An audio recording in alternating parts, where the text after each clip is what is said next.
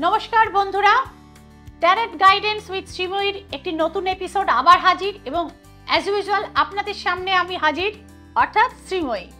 তো বন্ধুরা, বিভিন্ন সময় আপনারা বিভিন্ন গ্রহের পরিস্থিতি এবং গ্রহগুলোর অবস্থান, গোচর ইত্যাদি নানা বিষয়ে আমার কাছ থেকে আলোচনা শুনতে চান বা বিভিন্ন অ্যাস্ট্রোলজিক্যাল প্রোগ্রামেও আপনারা শোনেন। কিন্তু দুটি গ্রহ সম্পর্কে বলবার জন্য আপনারা প্রচুর মানুষ আমাকে অনেকদিন রিকোয়েস্ট করেছেন, যেটি একটি হচ্ছে বৃহস্পতি গ্রহ এবং একটি শুক্র গ্রহ। দুটি গ্রহের মধ্যে পারস্পরিক কি সম্পর্ক এবং সেগুলোকে যেহেতু এনার্জাইজ করলে উপকারিতা হয় এবং কতদূর উপকারিতা হয় ইত্যাদি বিষয়ে আপনাদের ডিটেল কৌতূহল ছিল। তো ডিটেলসে আপনাদের এই সমস্ত প্রশ্নের উত্তর দিতে আজকের episode it's a highly requested video. বন্ধুরা, don't skip it and follow it till the end.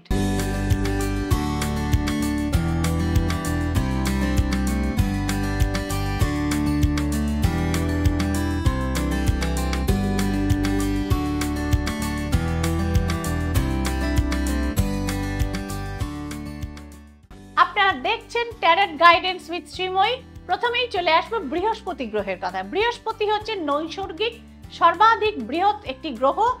এই বৃহস্পতি গ্রহকে দেবগুরু বলা হয় এবং সর্বাধিক এটি হচ্ছে বেনিফিশিয়াল একটি প্ল্যানেট। তো বৃহস্পতি আমাদের জীবনে কি করে? বৃহস্পতি আমাদের জীবনে আনে পুষ্টি, আনে সমৃদ্ধি। বৃহস্পতি দেয় আমাদের জীবনে স্থায়িত্ব। আপনি যদি কোনো প্রজেক্ট শুরু করেন, সেই প্রজেক্টটির সাকসেস অর্থাৎ বলবত্তা এবং তার দীর্ঘস্থায়িত্ব এটি কিন্তু অনেকাংশে বৃহস্পতি গ্রহের শুভত্বের উপর কিন্তু বন্ধুরা ডিপেন্ড করে বা নির্ভর করে। তো বৃহস্পতি গ্রহটিকে এনার্জাইজ করবার জন্য অর্থাৎ তাকে একটু বল প্রদান করবার জন্য আমাদের কি করা উচিত? বৃহস্পতিবার যদি আমরা মা লক্ষ্মীর সামনে একটি ঘিয়ের প্রদীপ জ্বালাই, সেক্ষেত্রে মা লক্ষ্মী অত্যন্ত সন্তুষ্ট হন এবং মা লক্ষ্মীকে আমরা যদি লাল গোলাপের পাপড়ি আর সব থেকে ওনার প্রিয় যে ফুল হচ্ছে কমল পুষ্প অর্থাৎ পদ্মের পাপড়ি দিয়ে পুজো করি, উনি ভীষণভাবে সন্তুষ্ট হন এবং সেক্ষেত্রে আমাদের অবশ্যই সাংসারিক এবং আর্থিক শ্রীবৃদ্ধি ঘটে। এটা ছাড়াও বৃহস্পতিবার যে ঘিয়ের প্রদীপের কথা বললাম, অবশ্যই বন্ধুরা প্রত্যেক সন্ধেবেলা সেই ঘিয়ের প্রদীপ দেবেন মা লক্ষ্মীর সামনে এবং ঘিয়ের প্রদীপের মধ্যে যদি আপনারা এক চুটকি কেসার বা জাফরান যেটিকে বলা হয়, যেটি কমলা রঙের দেখতে হয়, সেই জিনিসটিকে আপনারা দিয়ে দেন এবং একটি ছোট এলাচ যেটি লাইট গ্রিন কালারের দেখতে হয় এবং সুগন্ধ ছাড়া বিভিন্ন খাদ্যদ্রব্যে।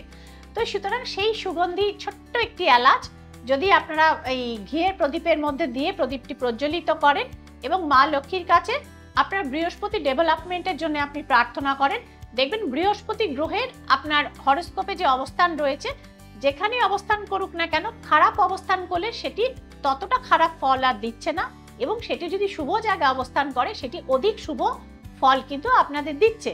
একটি পদ্ধতির কথা বন্ধুরা আপনাকে বললাম কিভাবে আপনারা বৃহস্পতিকে স্ট্রং করবেন।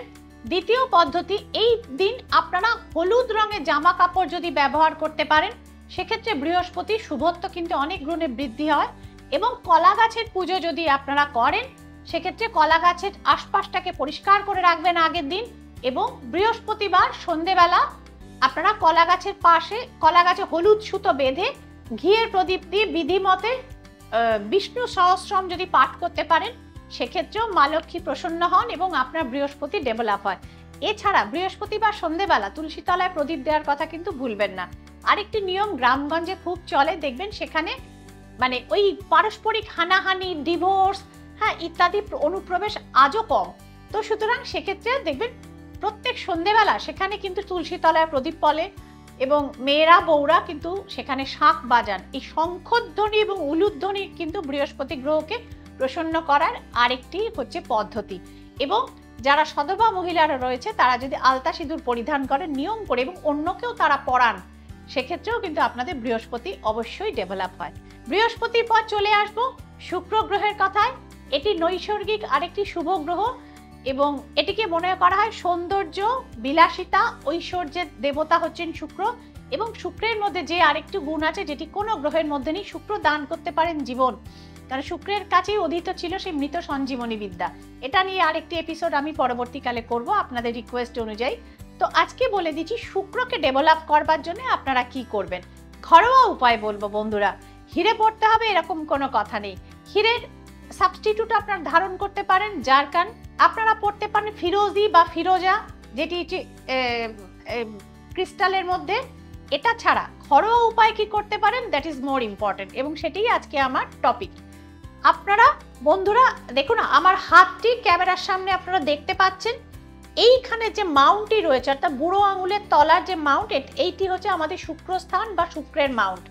এইখানে প্রত্যেক শুক্রবার সন্ধেবেলা স্নান করে বা পরিষ্কার জামা কাপড় পরে এসে আপনারা একটি আতর ঘষবেন এবং মাথায় রাখবেন পারফিউম না, বিদেশি পারফিউম তো নয়, ব্র্যান্ডেড কোনো পারফিউমের দরকার নেই, আতর। এবং সেটি অবশ্যই হতে পারে গোলাপ বা মগরার আতর, এবং গোলাপ বা মগরার আতর হাতে এবং আরেকটি হাতে বুড়ো আঙুল দিয়ে এভাবে আতরটি ঘষবেন হালকা করে, আমি যেরকম দেখালাম এভাবে 3 বার শুকবেন। 1 2 3 3 বার শুকবেন। এবার হচ্ছে মোস্ট ইম্পর্টেন্ট পার্ট, এখানে 2 এবং 4 অর্থাৎ 24 অর্থাৎ যেটা 6 সংখ্যা হয় শুক্রের সংখ্যা, সেটি লিখবেন এবং তার তলায় একটি ইনফিনিটি সাইন কিন্তু আপনারা বন্ধুরা অঙ্কন করে দেবেন। একটু মোটা করেই আমি দিলাম যাতে আপনাদের চোখে পড়ে, তো এই জিনিসটাকে আমি এবার একটুখানি মোটা করে এঁকে দিচ্ছি। 24 আপনারা লিখবেন এবং তার তলায় আপনারা ইনফিনিটি সাইনটি আপনারা অঙ্কন করে দেবেন। এই প্রয়োগটি প্রত্যেক শুক্রবার আপনারা টানা 11 মাস যদি করতে পারেন, আপনাদের অর্থনৈতিক অবস্থায় কিন্তু উন্নতি কিন্তু আপনারা চোখে পড়ার মতো উন্নতি আপনি নিজেই কিন্তু বুঝতে পারবেন। বন্ধুরা কোথাও যেতে হবে না, কোনো জ্যোতিষিক প্রতিকারের এক্ষেত্রে দরকারই নেই। নিজেরা কিছু টিপস বাড়িতে ফলো করুন এবং জীবনের সাফল্যের পথে এগিয়ে চলুন। তো এই প্রয়োগটি আপনারা করুন এবং সঙ্গে যদি ওই লক্ষ্মী সহস্রম বা শ্রী সূক্ত আপনারা শুক্রবার সন্ধ্যেবেলা পাঠ করতে পারেন বা মা বৈভব লক্ষ্মীর পুজো করতে পারেন, সেক্ষেত্রে আপনার শুক্র কিন্তু অনেকাংশে ডেভেলপ করবে এবং তার প্রথম চিহ্ন আপনারা দেখতে পারবেন নিজের চেহারাতে কিন্তু গ্ল্যামার কিন্তু বাড়ছে।